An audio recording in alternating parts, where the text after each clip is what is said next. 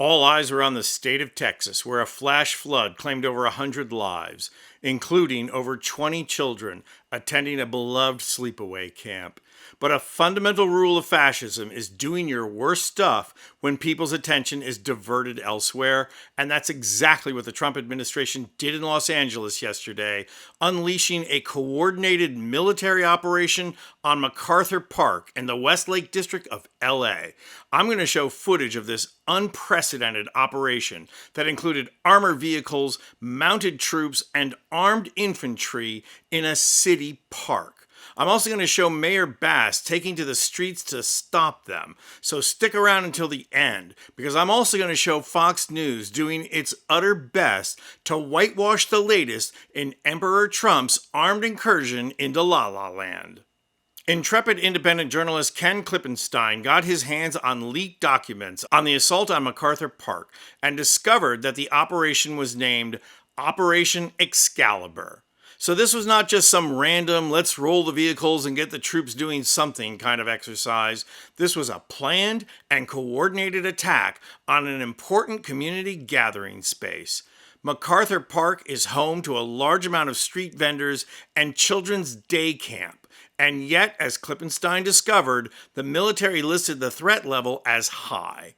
And here, I have to take the side of the military in this assessment because, in point of fact, it's been well established that someone left the cake out in the rain at the park. And as a result, MacArthur Park was melting in the dark, the sweet green icing flowing down. And that's why the military arrived in armored vehicles and ice on mounted horseback. Take a look at these ridiculous Gestapo tactics. Breaking news here. This is in MacArthur Park. Scott Reif is in Air 7 HD. And Scott, we have a lot going on. We haven't seen much in the way of detentions at this point, but we see a lot of confrontation. What are you seeing?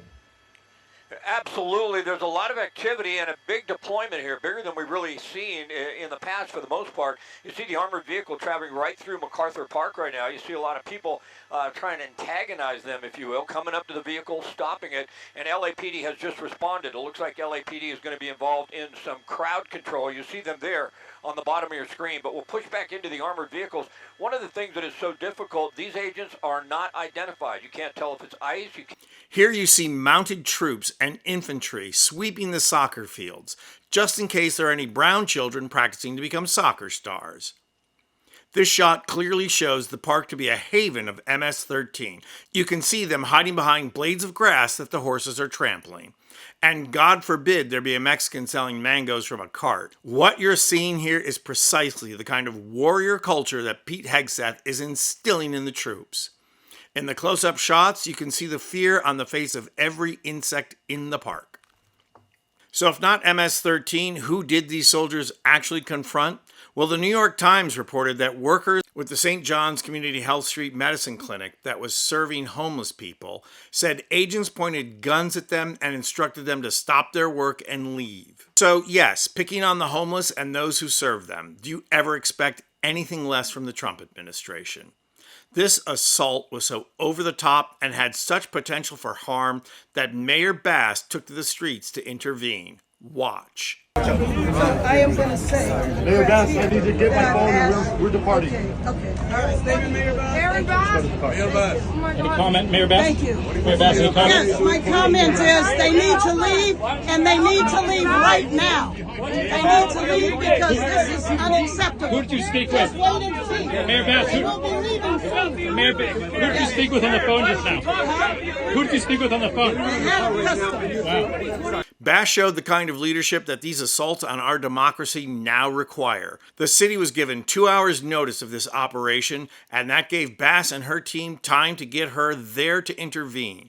And fortunately, because this was a typical Trump administration over-the-top and overly complicated operation, it was a total flop.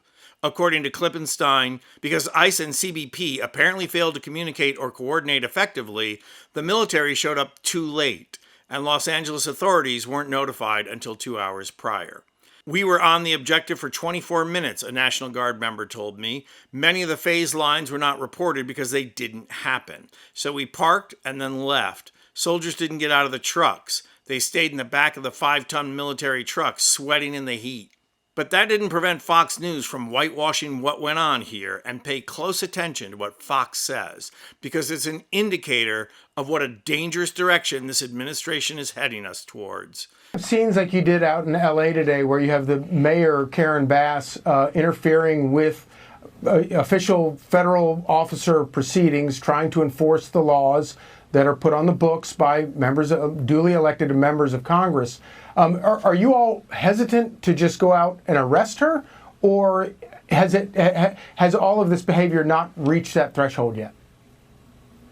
We're certainly keeping everything on the table, Charlie, but I want to ask Karen Bass, who is she protecting? Is it the MS-13 gang members we're going after? Is it the child rapists? Is it the drug traffickers? Which of the violent criminals who are terrorizing Los Angeles streets is she trying to protect? Because it certainly is not American citizens. So yes, once again, it's gangs, it's drugs, it's all the Fox News code words for people of color. And this is why it's so dangerous. The mayor was able to successfully intervene, and because the plan was overly complicated and required too much coordination amongst too many agencies, the operation was a failure. The feds were literally laughed out of the park. But make no mistake about it, this was a practice run for bigger things to come. We should never lose sight of the fact that Trump is more than likely going to declare martial law to prevent the 2026 midterms from happening. And it won't matter how inept the coordination is, these troops will be asked and ordered to fire on demonstrators when they protest the death of democracy.